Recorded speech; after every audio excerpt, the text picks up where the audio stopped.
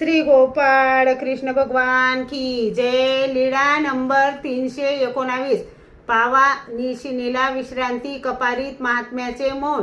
सर्वज्ञ पावा विनशिनीला गेले, वरून पाणी पडणाऱ्या धारेकडे बघितले। सभा मंडपात थोडा वेळ बसले, गुन्हा केला, पाण्याचा विडा घेतला, मग सर्वज्ञ समोर गेले। तेव्हा तेथे एका कपारीत एक महात्मा डोळे लावून बसलेला दिसला। सर्वज्ञ तेथे उभे राहिले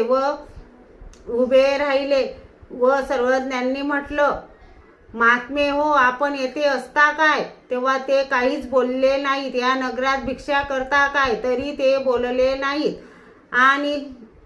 आणि सर्वज्ञांकडे बघितले पण नाही। सर्वज्ञ म्हणाले, बघितले का कसे कडक आचरण करीत आहे? असा जर एखादा आमच्या ठायी आचरण करेल तर त्याला विशेष साध्य प्राप्त होईल। सर्वज्ञ म्हणाले, दात असती तेथे चणे नाही, चणे असती तेथे दात नाही, ज्ञाने विन वैराग्य ते काही करावे बापे या। मग सर्वज्ञ बांबोरीला गेले। श्री गोपाळ कृष्ण भगवान की जय।